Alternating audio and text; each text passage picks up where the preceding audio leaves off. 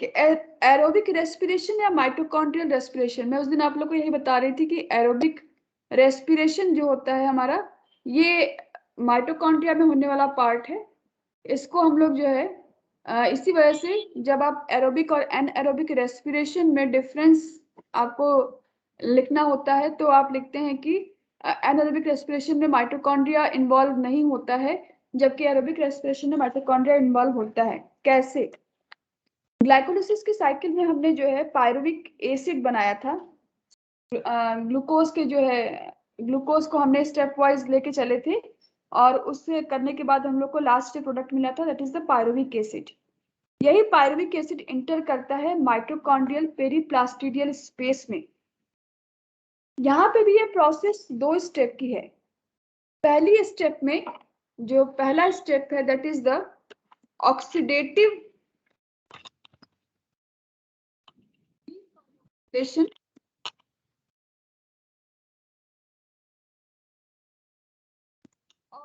Pyruvic acid को मैं short में पीए लिख रही हूँ, और मिशन होता है एसिटिल कोएंजाइम ए का, जो कि हमको क्रेब्स साइकिल के लिए जरूरत पड़ेगी ऐसी।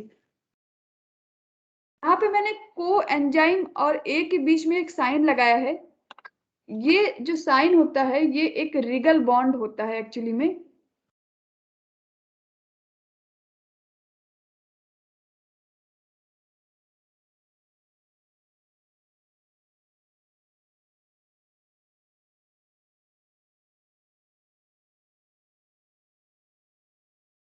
इस तरीके का एक छोटा रिगल बॉन्ड दिखाते हैं। कोएंजाइम ए और एसिटिल कोएंजाइम ए के बीच में। चलिए अभी इसको, चूंकि यहाँ पे लिखने में मुझे दिक्कत हो रही है तो इसको मैं सीधे एसिटिल कोएंजाइम में ही लिख देती हूँ।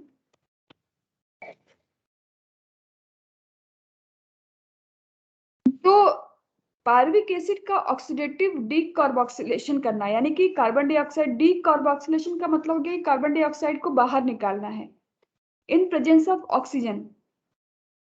ये एक एंजाइम की हेल्प से होता है जिसका नाम है पायरुवेट डिहाइड्रोजिनेज।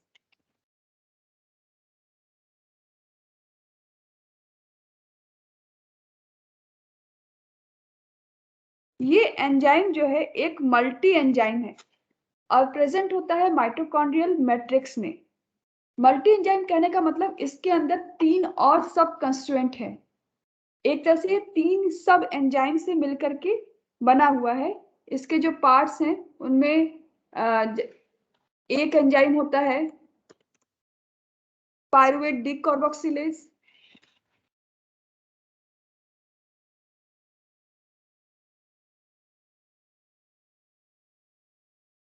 है इसके अंदर में लिपोइड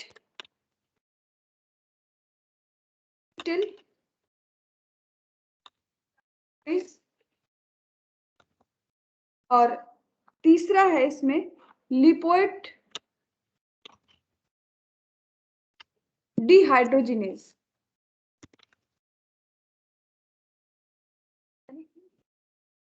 एंजाइम से मिलके हमारा जो एक मल्टी एंजाइम है पायरुवेट डिहाइड्रोजिनेज, उसका फॉर्मेशन होता है। ये जो ऑक्सीडेटिव डीकार्बोक्सिलेशन हम करने जा रहे हैं पायरुविक एसिड का, उसमें इस मल्टी एंजाइम के अलावा जरूरत पड़ती है हमें कुछ कोफैक्टर्स की। कुल मिला के 5 कोफैक्टर्स हैं जिनकी जरूरत हमें पड़ती है। ये जो कोफैक्टर्स टाइम आपने पढ़ा होगा तो एंजाइम में आपको कोफैक्टर्स के बारे में बताया गया होगा। ये कोफैक्टर्स NAD,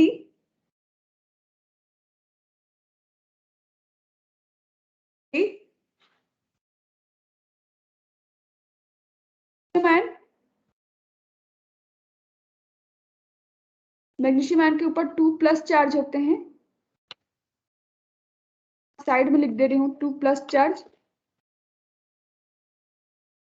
एक और कोफैक्टर है जिसको हम लोग जानते हैं थायमीन पायरोफॉस्फेट के नाम से, जिसको हम लोग अभी शॉर्ट में यूज करेंगे वर्ड TPP लिखेंगे, थायमिन पायरोफॉस्फेट के लिए। और एक और कोफैक्टर है जिसको हम लोग लिपोइक एसिड के नाम से जानते हैं। इसको आगे हम चल के शॉर्ट फॉर्म में यूज करेंगे LA के नाम से।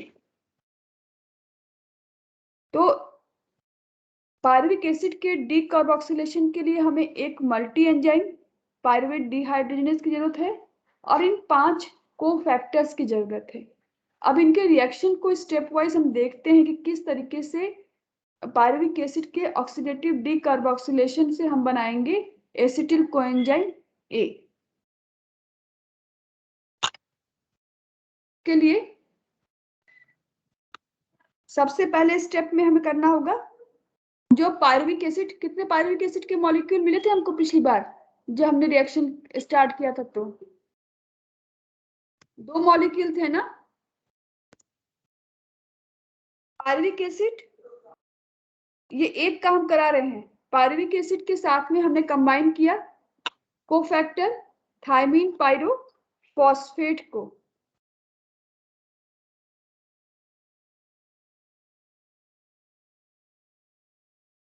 जब हम ये कराते हैं तो हमें जो प्रोडक्ट मिलता है वो एक कॉम्प्लेक्स फॉर्म होता है, जिसको हम लोग लिखते हैं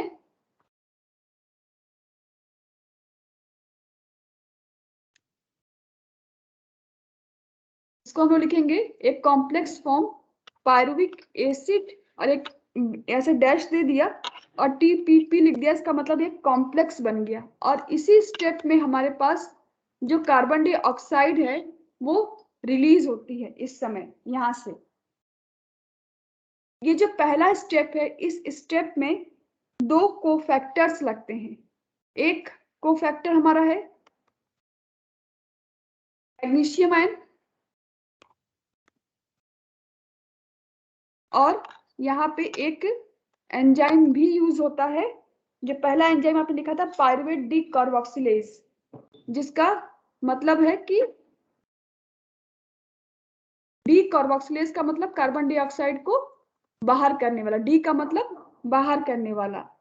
तो यहाँ पे उस एंजाइम का नाम भी लिख लेते हैं पायरुवेट डी कार्बोक्सिलेज। आप पढ़ते हैं ना कि रेस्पिरेशन में कार्बन डाइऑक्साइड बाहर निकलती है। अभी आपने जब ग्लाइकोलिसिस पढ़ी थी तो वहां पे कहीं कार्बन डाइऑक्साइड नहीं निकली थी। This is the first step where the carbon dioxide is released. तो इसके बाद ये तो हमारा बन गया पायरुविक एसिड और थायमीन पायरोफॉस्फेट का एक कॉम्प्लेक्स। नेक्स्ट स्टेप में ये जो कॉम्प्लेक्स आपने बनाया यहाँ पर पायरुविक एसिड और थायमीन पायरोफॉस्फेट का, ये कंबाइन करेगा विद द किसके साथ में, एक हमारा जो कोफैक्टर था लिपोइक एसिड। और लिपोइक एसिड का एक फॉर्म होता है जिसको हम लिखते हैं oxidised form. Lipoic acid bracket में लिखते हैं हम लोग ऑक्सी।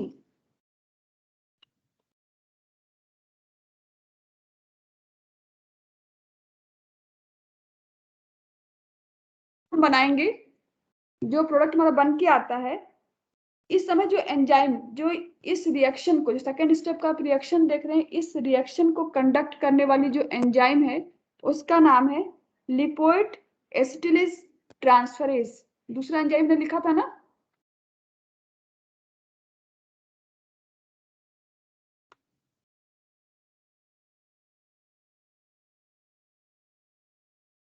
यहाँ पे अब जो थायमीन पायरोफॉस्फेट था वो बाहर निकल जाएगा और हमारे पास जो कंपाउंड बन के आएगा उसका नाम होगा एसिटिल हाइड्रोलिपोएट।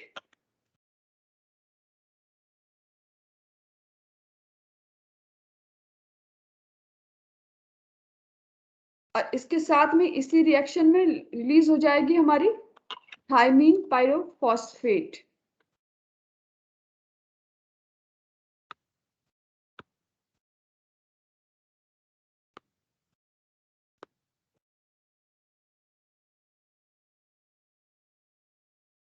और इस जगह पे मैंने आपको जो एंजाइम यूज करना था उसका नाम बताया, लिपोइड एसिटिल ट्रांसफरेज।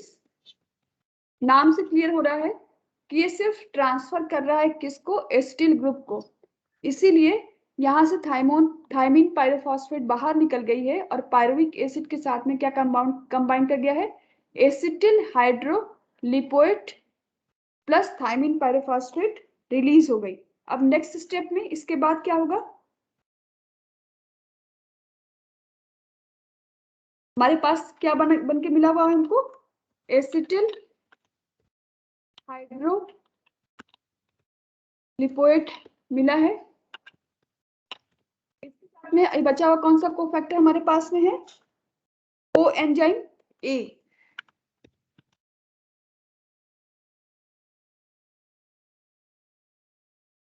ये दोनों कंबाइन करते हैं और बनाएंगे जो प्रोडक्ट, उसका नाम होगा एसिटिल कोएंजाइम ए। यही तो हमको चाहिए।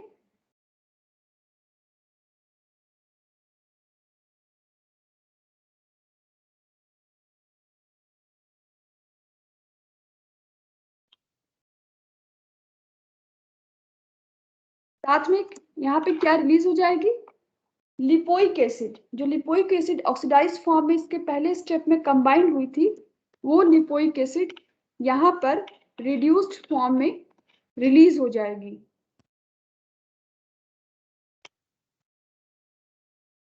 इस स्टेप में सेम एंजाइम जो आपने ऊपर पढ़ा था, लिपोइड एसिटिल ट्रांसफरेज, यही एंजाइम यहाँ पे भी काम करता है। अब लास्ट स्टेप में हमें कन्वर्ट करना है लिपोइक एसिड जो रिड्यूस्ड फॉर्म में कन्वर्ट हो गया है, इसको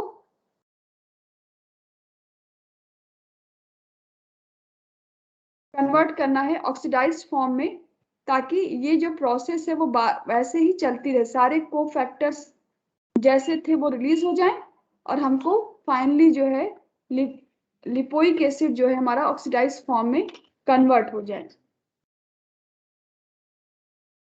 इसके लिए जो एंजाइम इस स्टेप पे लगती है, यहाँ पे थोड़ा नीचे करके लिख रही हूँ, NAD कन्वर्ट होती है NAD प्लस में, NADH में।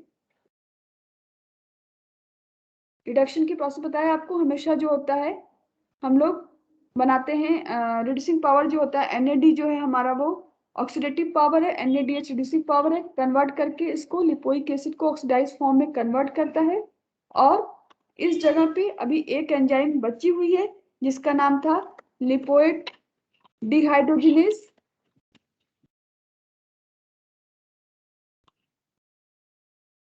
इस एंजाइम के यूज से हमारा जो लिपोइक एसिड रिड्यूस्ड फॉर्म में था कन्वर्ट हो जाता है लिपोइक एसिड ऑक्सीडाइज्ड फॉर्म में।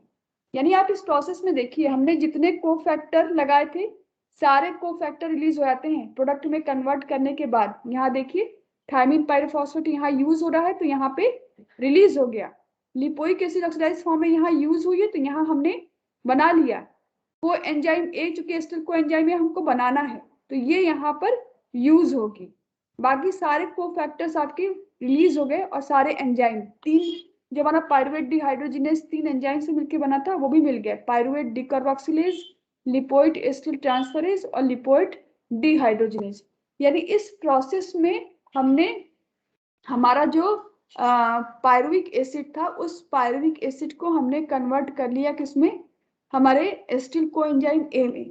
यानी 2 मॉलिक्यूल पायरुविक एसिड के लेकर के हम चले थे, यहाँ पे अब लिख लेते हैं 2 मॉलिक्यूल। तो हमने कितने मॉलिक्यूल यहाँ पे बना लिए एसिटिल कोएंजाइम ए के, 2 मॉलिक्यूल। यही एसिटिल कोएंजाइम ए होगा जो कि आगे क्रेब्स साइकिल में चलेगा। ठीक है, इसके बाद आते हैं नेक्स्ट स्टेप पे। इतना समझ में आ गया ना कि एरोबिक रेस्पिरेशन के में भी 2 पार्ट है, पहला तो जो डीकार्बोक्सिलेशन करना है पायरुविक एसिड का, उसको कन्वर्ट करना है एसिटिल कोएंजाइम में, और यही एसिटिल कोएंजाइम ए जो है वो चलेगा नेक्स्ट स्टेप में। अच्छा, इसमें एक चीज और देख लीजिएगा, इसमें हम लोगों ने जब यहाँ पे ग्लाइकोलिसिस जब हम लोगों ने की थी, तभी हम लोगों ने कैलकुलेट किया था कितने एटीपी बने थे और कितना एनएडीएच बना था।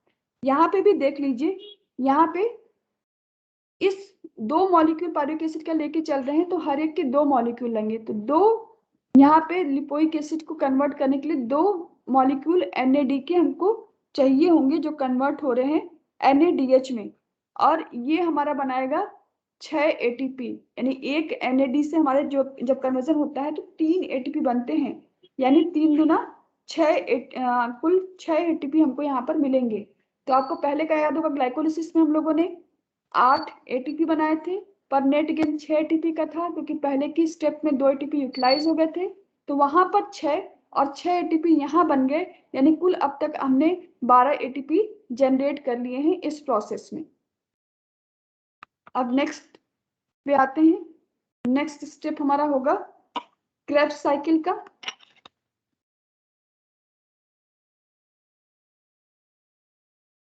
क्रेब्स साइकिल मैं आपको दिखाना चाहती हूँ, 1 मिनट।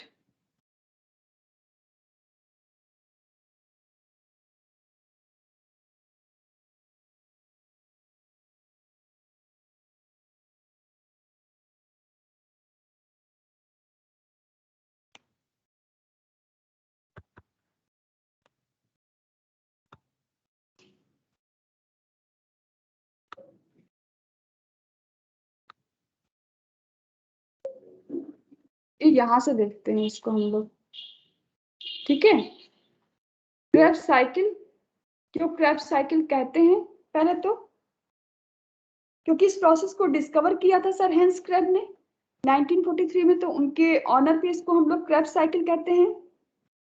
इस साइकिल को हम लोग जो है यहाँ पर साइट्रिक एसिड साइकिल भी कहते हैं।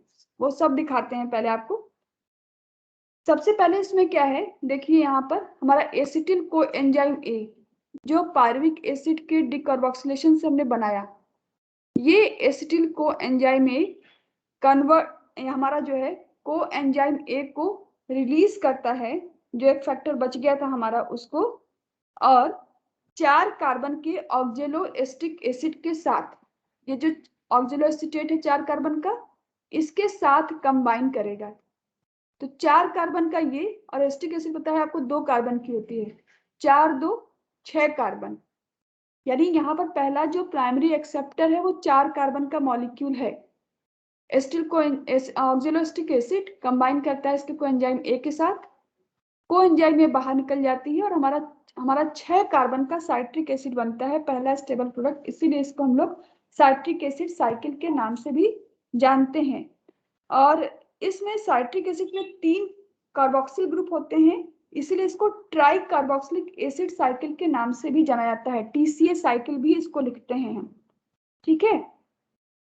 अब देखिए जो साइट्रिक एसिड बना, ये साइट्रिक एसिड, अच्छा यहाँ पे 1 मिनट, इस इमेज में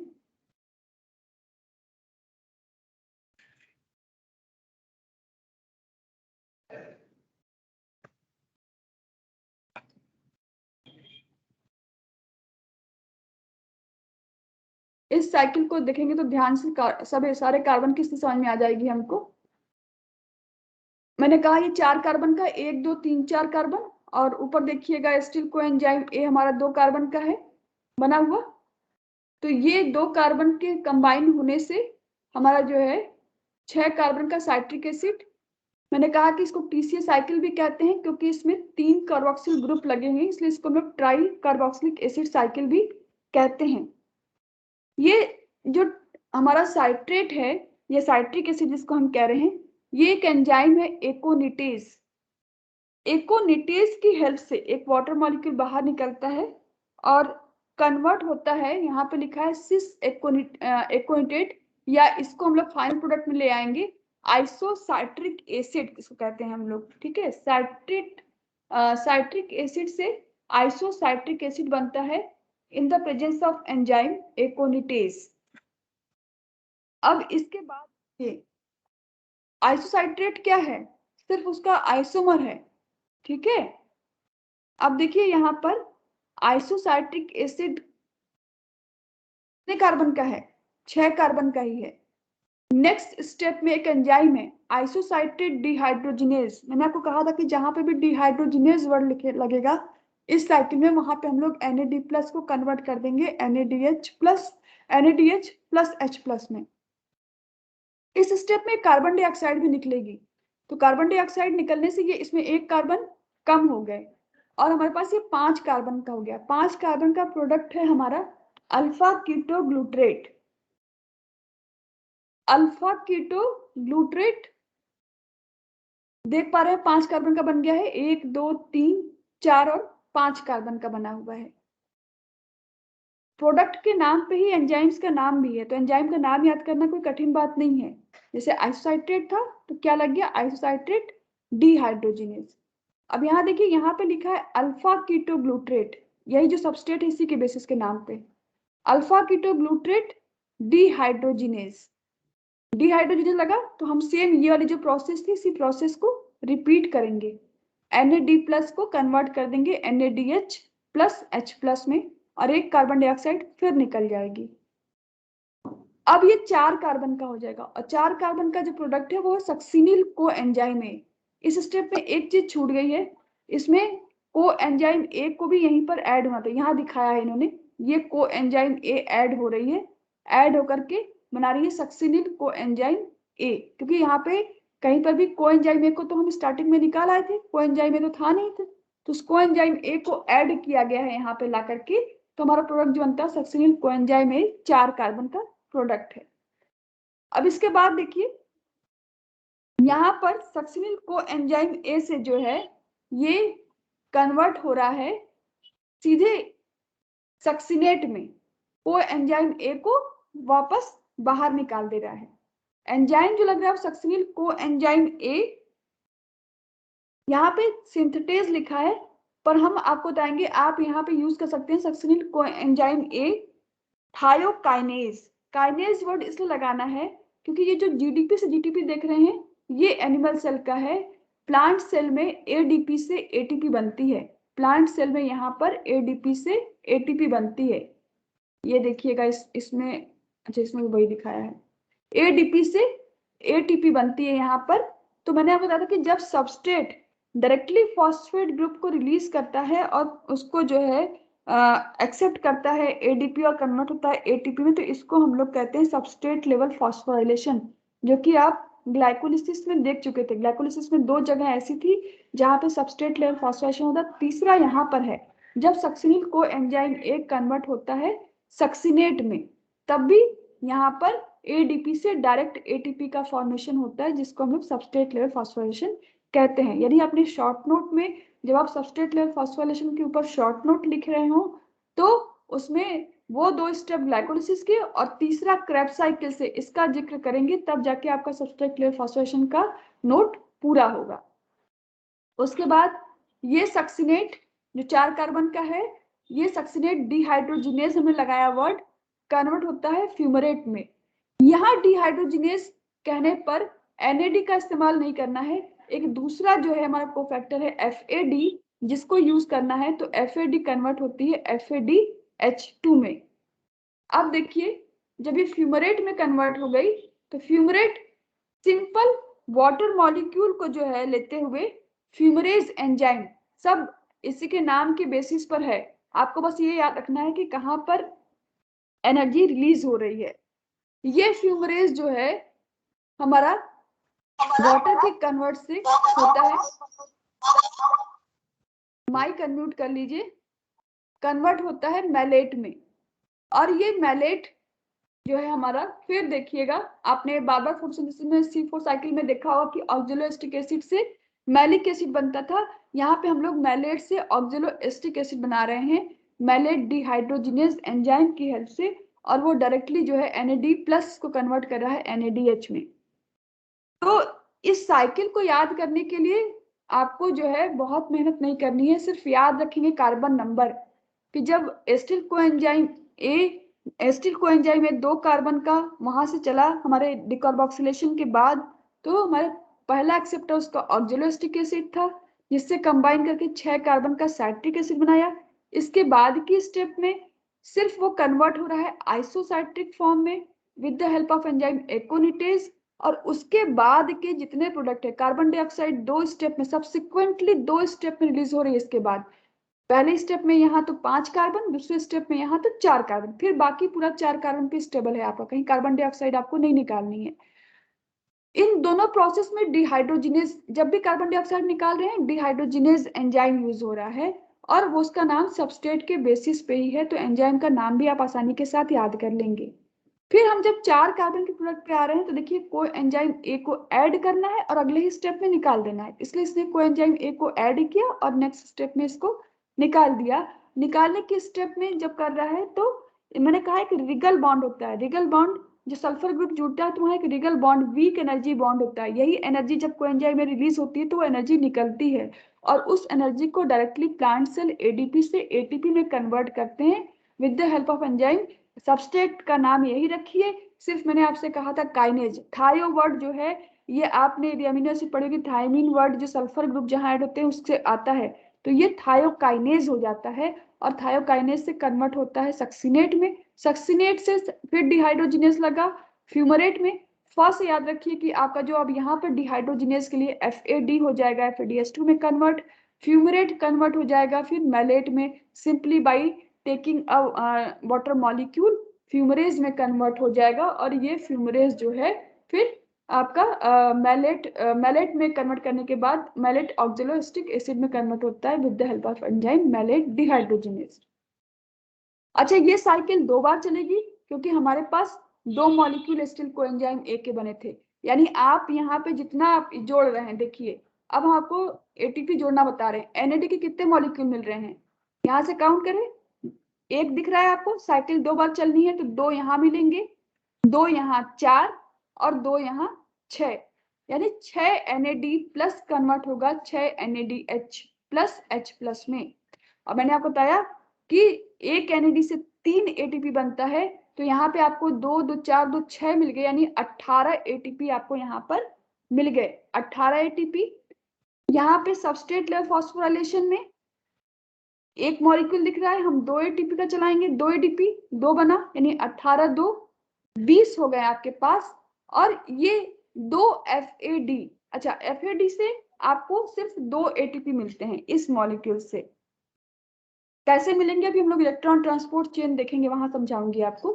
तो यहाँ से आपको 4 मिले, यानी कुल 24 ATP जो थे वो आपको कहाँ से मिल गए हैं, सिर्फ क्रेब्स साइकिल से 24 ATP। बात समझ में आ रही है? 2 2 4 2 6 NAD के, यानी 6 NAD से 1 से 3 तो 6 से 18, 2 सबस्ट्रेट लेवल से तो 18 2 20, और 2 FAD के, एक FAD से 2 ATP तो कुल 4, यानी कि आपके यहाँ पे हो गए कुल 24 ट्राई कार्बोक्सिलिक एसिड साइकिल से कुल आपके 24 ATP। और इसके पहले हम लोगों ने जोड़ के रखा था कि 12 ATP हमको मिले थे ग्लाइकोलिसिस से और पायरुविक एसिड के डीकार्बोक्सिलेशन से, यानी कि कुल संख्या हमारी हो गई कितनी, पहले में 6, और उसके बाद फिर दूसरे में 6, और फिर तीसरे में हम लोग को मिल गए हैं 24, टोटल करते तो कितने हो गए 36।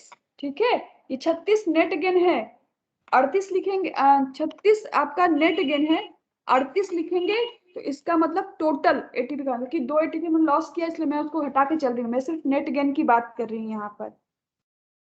साइकिल समझ में आई आपको? साइकिल समझ में आ गई हो? थोड़ा बताइए तो हम आगे बढ़े आप लोग के साथ इलेक्ट्रॉन ट्रांसपोर्ट चेन में, या यहाँ कहीं पूछना है तो पूछ लीजिए पहले।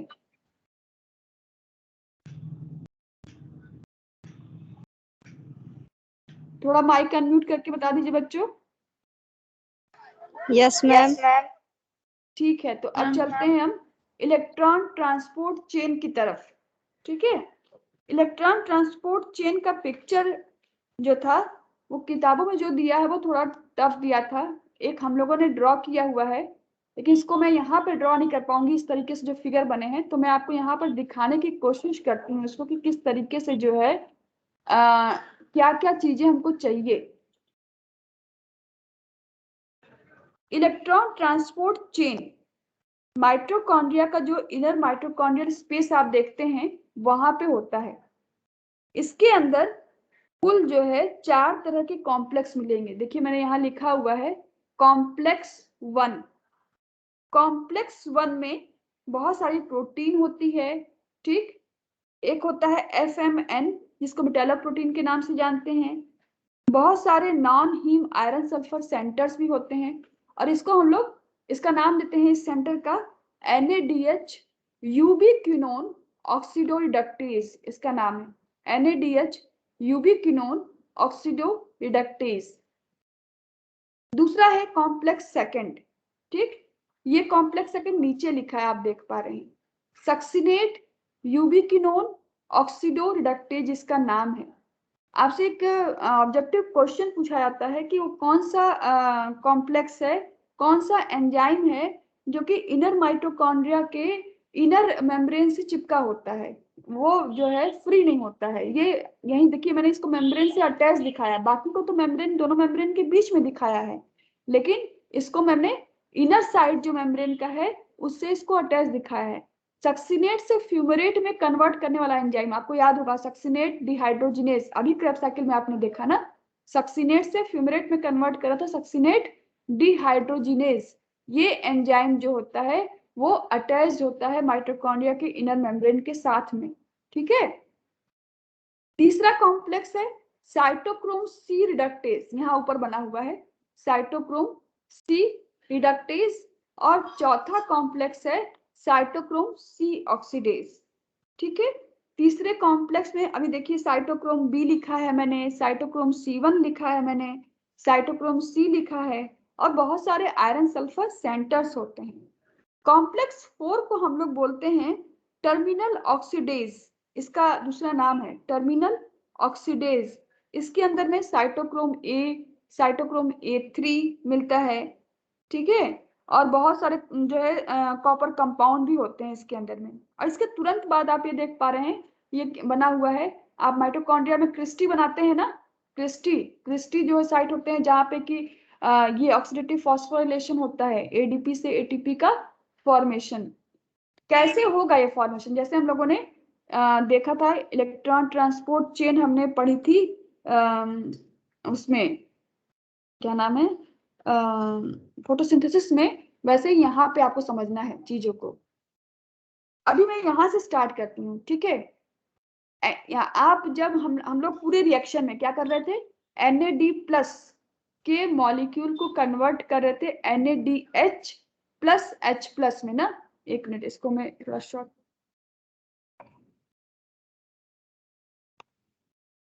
लिख रहे थे,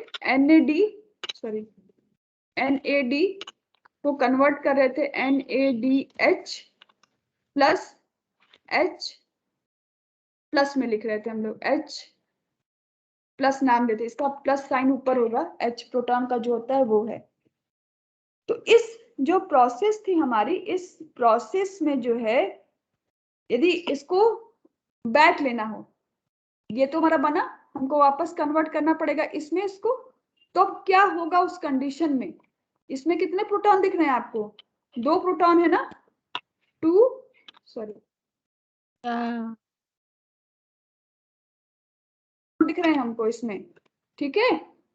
और साथ में क्या है, जब प्रोटॉन रिलीज होगा तो 2 इलेक्ट्रॉन भी तो रिलीज होंगे ना,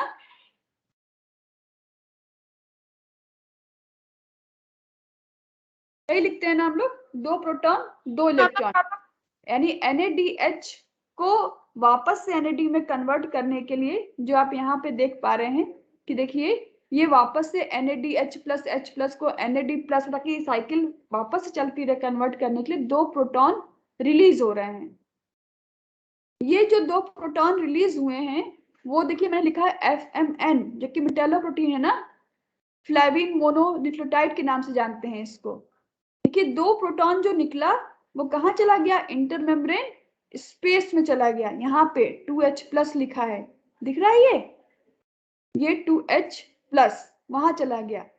अब ये जो 2 इलेक्ट्रॉन है वो भी मूव करेंगे, लेकिन ये इलेक्ट्रॉन 1 by 1 मूव करते हैं, एक साथ नहीं मूव करते हैं। पहले एक इलेक्ट्रॉन चलेगा, इस FMN के पास में आएगा, इसको बनाएगा निगेटिव, ये फिर क्या करेगा, अपने आप को पॉजिटिव करेगा और निगेटिव चार्ज को आगे बढ़ा के ले आएगा UQ पुल के पास। UQ पुल के पास ये मानते हैं कि इसके पास में एक चार्ज ऑलरेडी है, तो ये कन्वर्ट हो जाता है UQH2 में। ठीक है, एक इलेक्ट्रॉन आया और एक इलेक्ट्रॉन इसका ऑलरेडी है, 2 इलेक्ट्रॉन तो 2 प्रोटॉन चाहिए, तो कन्वर्ट होता है UQH2 में। और UQH2 फिर देखिए मैं साइकिल को गोला बनाया है ना, ये वापस से यहाँ आता है और क्या करता है, 2 प्रोटॉन को बाहर निकाल देगा, इलेक्ट्रॉन को साइकिल में आगे बढ़ाने के लिए छोड़ देगा। ठीक, मेरी बात को समझिएगा। देखिए फिर से मैं इसको बैक करूं, 1 मिनट, यहाँ पे आपको दिखाना चाहती हूँ। ये देखिए, ये मान लेते हैं कि इस UQ के पास में एक चार्ज ऑलरेडी है और एक इलेक्ट्रॉन जो है हम लोग यहाँ से, सॉरी, एक इलेक्ट्रॉन हम लोग इसमें लेकर के आ रहे हैं। यहाँ से 2 इलेक्ट्रॉन थे, पर पहले इलेक्ट्रॉन को हम चला रहे हैं, इस इलेक्ट्रॉन को। ये इलेक्ट्रॉन जब लेकर के हम लोग यहाँ आ गए, तो ये क्या, एक निगेटिव चार्ज और एक निगेटिव चार्ज, 2 निगेटिव चार्ज हो गए। 2 निगेटिव चार्ज अपने आप को कंपनसेट करने के लिए 2 प्रोटॉन लेंगे, तो ये कन्वर्ट हो जाएगा UQH2 में।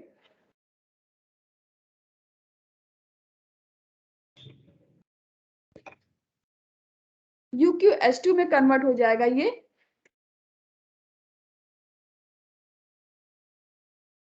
यहाँ पे लिख देती हूँ आपको,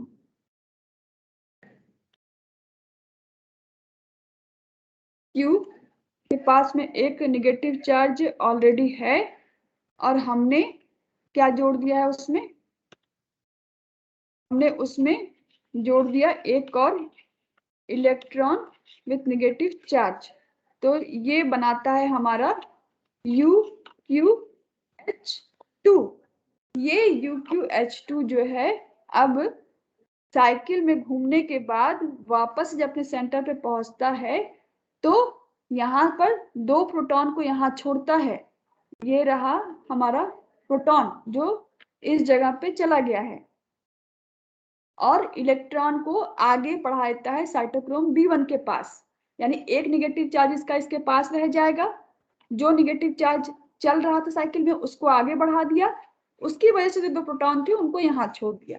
क्योंकि हमारे पास 2 इलेक्ट्रॉन है, तो अगला इलेक्ट्रॉन भी पीछे से आएगा, वो भी यही साइकिल चलाएगा, तो 2 और 2 प्रोटॉन मिलके 4 प्रोटॉन, यानी एक बार में यहाँ पे 4 प्रोटॉन छूट जाएंगे। अब देखिए जो इलेक्ट्रॉन यहाँ आया था साइटोक्रोम B के पास, यानी कॉम्प्लेक्स थर्ड के पास, वो चला आएगा साइटोक्रोम C के पास। साइटोक्रोम C से साइटोक्रोम फिर C1C, ये जो है मोबाइल इलेक्ट्रॉन कैरियर होते हैं जो एक जगह से दूसरी जगह मूव कर सकते हैं। ये साइटोक्रोम C आ गया हमारे टर्मिनल ऑक्सीडेज, जो कॉम्प्लेक्स 4 है, जिसको हम साइटोक्रोम C ऑक्सीडेज कहते हैं, वहां चला आया। वहां पे आने के बाद देखिए ये जो इलेक्ट्रॉन आया था, ये इलेक्ट्रॉन 2 इलेक्ट्रॉन है, तो हाफ ऑक्सीजन का मॉलिक्यूल, 2 प्रोटॉन, ठीक है, और 2 इलेक्ट्रॉन, ये क्या कर रहे हैं, H2O, और क्या निकल रहा है यहाँ पे, 2 प्रोटॉन इसका यहाँ चला रहा है बाहर की तरफ इस प्रोसेस में। अब देखिए क्या, कितने प्रोटॉन इस तरफ रह गए हमारे पास, ठीक है, कितने प्रोटॉन रह गए वो देखिएगा, 2 यहाँ थे, 4 यहाँ, 4 2 6 2 8 ना।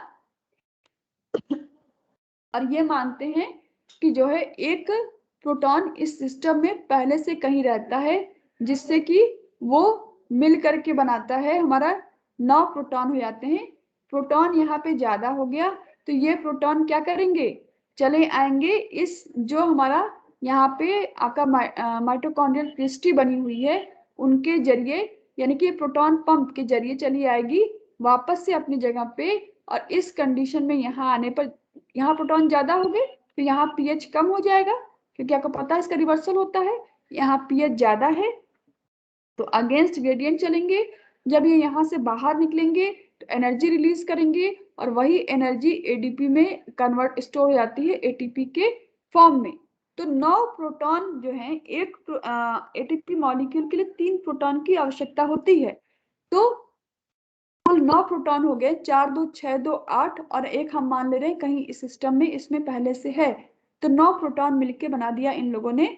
9 प्रोटॉन का मतलब 3 एटीपी, इसीलिए जहां पे एनएडी बन रही थी वहां आपको हम 3 एटीपी क्रेब्स साइकिल में दिखा रहे थे ना, क्रेब्स साइकिल में। लेकिन जब आप ग्लाइकोलिसिस पढ़ रहे थे तो ग्लाइकोलिसिस में हम लोग जो कर रहे थे वहां पे हमने 2 ही एटीपी बताया था आपको बनता है, क्योंकि ग्लाइकोलिसिस में जो एनएडी होता है वो डायरेक्टली यहाँ मूव करता है, इस जगह से सीधे आता है, इस स्टेप को वो बाईपास कर देता है।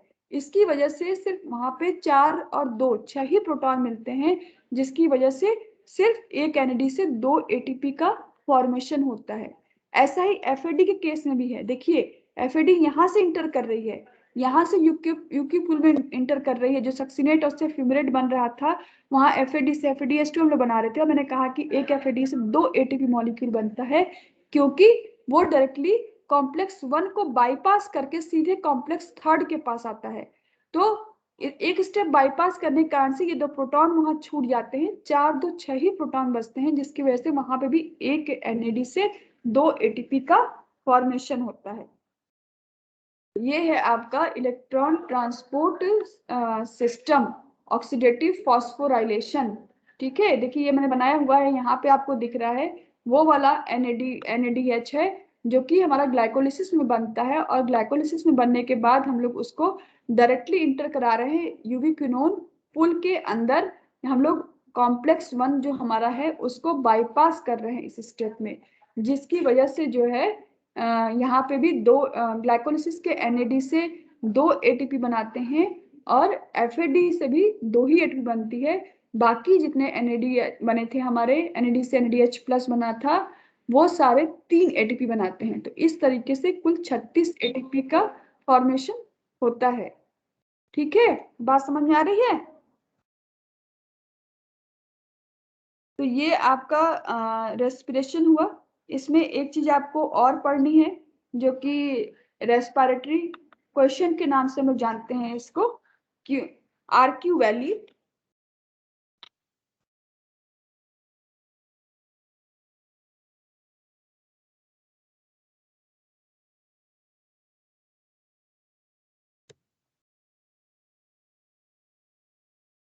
RQ वैल्यू क्या होती है?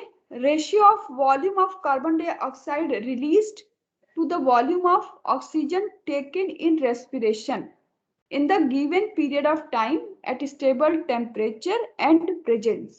ठीक है, प्रेशर यानी कि जितना कार्बन डाइऑक्साइड इवॉल्व होता है डिवाइड बाय जितना वॉल्यूम ऑक्सीजन का लिया आता है ऑक्सीडाइज करने के लिए। उस जो भी फूड मटेरियल हम लेते हैं उसको ऑक्सीडाइज करने में कितना वॉल्यूम लगा और कितना कार्बन डाइऑक्साइड निकला, इसी का जो रेशियो है वही हमारा रेस्पिरेटरी क्वेश्चन कहते हैं।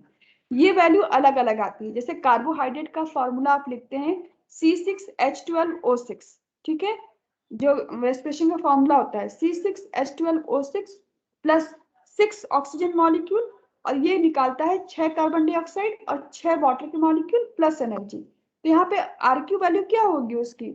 RQ वैल्यू जो होगी उसकी वो होगी हमारी, कितना वॉल्यूम निकला कार्बन डाइऑक्साइड का? 6, और कितना वॉल्यूम ऑक्सीजन का यूज हुआ था? 6। तो इसकी वैल्यू कितनी हो जाएगी हमारी? 1। यानी RQ वैल्यू कार्बोहाइड्रेट के लिए 1 हो जाएगी।